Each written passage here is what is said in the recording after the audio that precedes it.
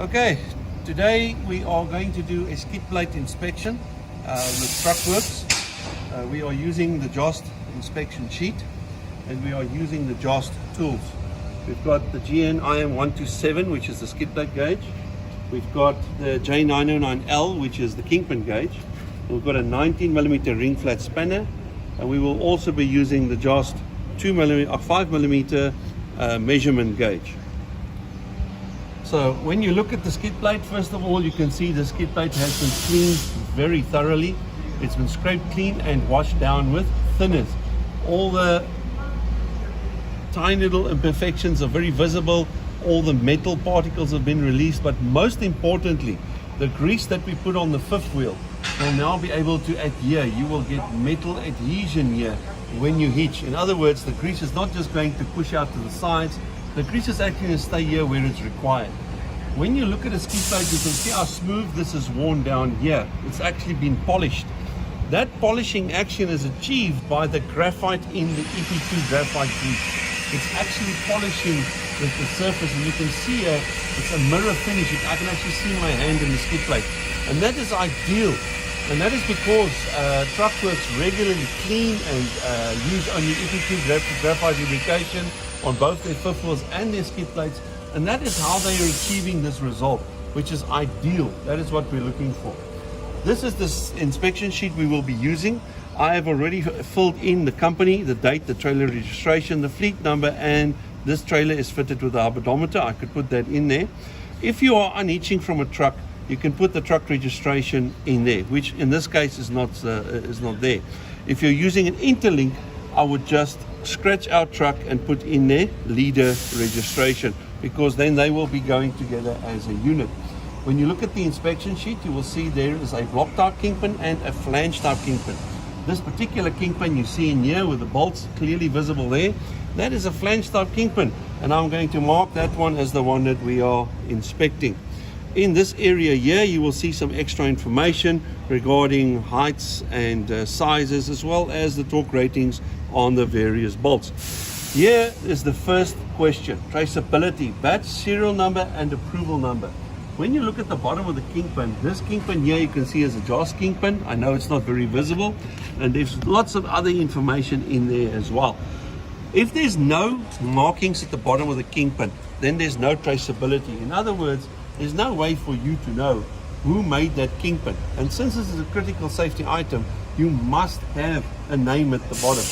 If there is no name, my recommendation is mark it poor, put 2 lines through your inspection sheet and say scrap and replace. Since this is a Jost kingpin, which is clearly visible with all the information, I am going to mark the inspection sheet good. The next question is skid plate condition, maximum distortion 2 millimeters. You will notice that I'm sitting behind the kingpin facing the same way as the trailer. Left, right, front, and back. So I am exactly orientated as the inspection sheet requires. Now, the government gazette says, could you please hand us that gauge over there, Daniel? Sorry? Denver. Ah, sorry, Denver. Okay, you put your gauge over the skid plate.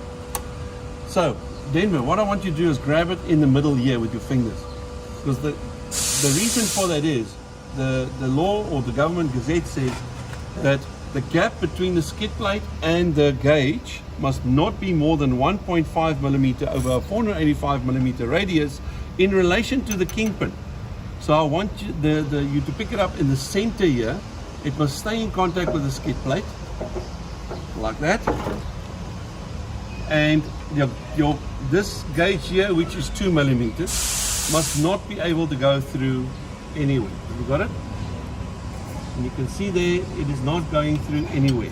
The second thing that this gauge is telling me is whether the skid plate is covering the full 485 millimeter radius. This gauge is actually 5 meters longer than that. So it's covering the full 485 millimeter radius. I can now fill in my inspection sheet. I've got a -2 and a -2 reading there. If I find that, say for whatever reason, hold it like that, then. If I was able to put my gauge in like that, say up to there, that's about 50% of the distance. I would draw a line halfway through there and make that +2. In other words, the distance was more than 2 millimeters, and I measured it over that area there. But in this case, the skid plate is looking very good. Then can you go front to back for me, please? Same thing, pick it up in the center, like that. First of all, you can see that the gauge is covering the full distance here. The gauge is going through right up the end there. It's about 30 millimeters there. And then it gets stuck. So that tells me at the back I've got a +2 rating, and it's only over that distance there. Let's do the front. Again, you can see the gauge carries the full distance. Sorry, my apologies. These things happen. Okay, I'm going to check the front there. As you can see, it's going in just a little bit again, which means that is a +2 reading just on that edge. So on the inspection sheet, I'm going to write +2, but +2 was literally only that little distance over there. That is actually not bad. What I also like to do, you can take that one down right just for the moment. What I also like to do is to check if I can see any particular damaging area.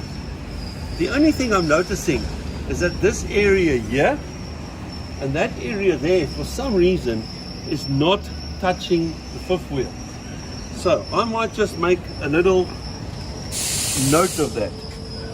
This area here, there, and that area there, and then there in front as well, there's a little patch there. These, for some reason, are no contact areas. The reason why I'm doing that is when you go and look on your fifth wheel and you notice high pressure areas on your fifth wheel, you need to look at areas like this on your skid plate that's not in contact with the fifth wheel. For every area that's not in contact with the fifth wheel, the rest of the skid plate and fifth wheel are going to be under higher pressure areas. And that is where you're going to find these pit marks. Now, pit marks are caused by metal to metal contact. There you can see a nice example there. What's happened, the metal between the skid plate and the fifth wheel got so hot that they fused together. And then a piece of the skid plate got ripped out, and that has now been dragged over here between the skid plate and the fifth wheel, creating little metal particles, damaging the skid plate and the fifth wheel top plate. There's another nice example of a piece that was ripped out there. You can see there. But because they're using graphite lubrication, even that is being polished away constantly. Okay, so based on what I'm seeing here, I've got +2 just there, +2 just there, the rest is -2, and that is -2 all the way through. I do see some areas that are not in contact, but it's not a lot. It's not really something that concerns me.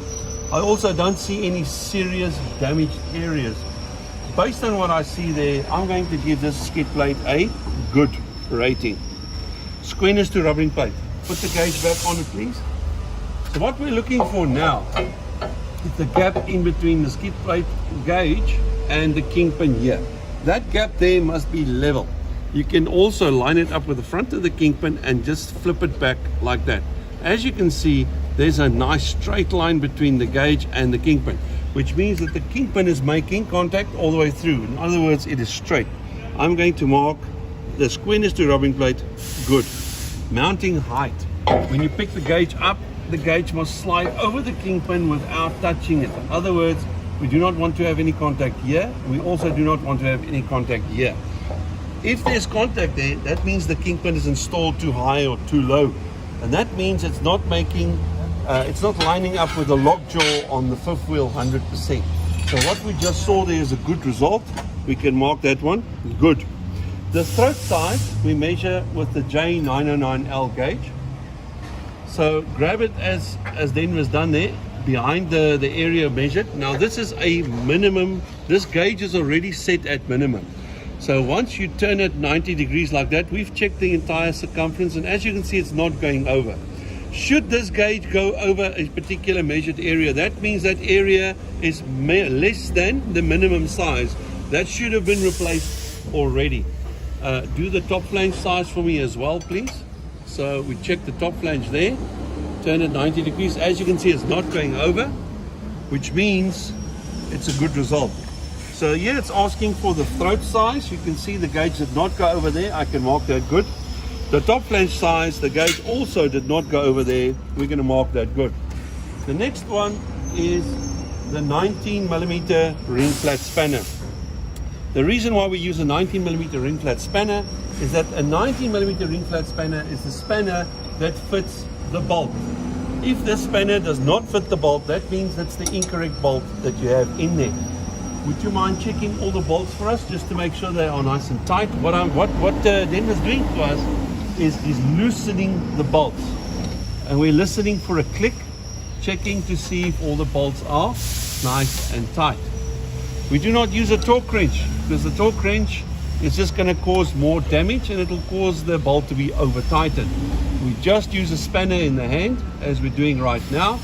So that tells us a couple of things. Number one, because the 19mm ring flat fits, it's the correct bolt. Are all the mounting bolts fitted? Yes, they were all there. Are all the bolts torqued to the correct setting? Yes, they are tight, and we did not create any damage. I can now put my name, signature, and the date. This skid plate, as you can see, there is no reason for me to say it's unsafe. There's nothing that's undersized here. The kingpin is not skewed. The kingpin is not at the incorrect height. I do not see any cracks in my skid plate. The skid plate covers the full 485mm radius. There are no drainage holes in the way that's going to cause lubrication to be lost. Everything is in a good condition. Therefore, I can write here that this skid plate is safe to use. Okay, thank you very much. As you can see, the inspection sheet is filled in. I know exactly what the condition of my skid plate is and what planning I have to do for the future as far as maintenance is concerned. I want to thank Truckworks for this opportunity to show you guys how to do the skid plate and the fifth wheel inspection. If you have any further questions, please feel free to contact Truckworks. I'm sure they will be happy to assist you. Have a good day.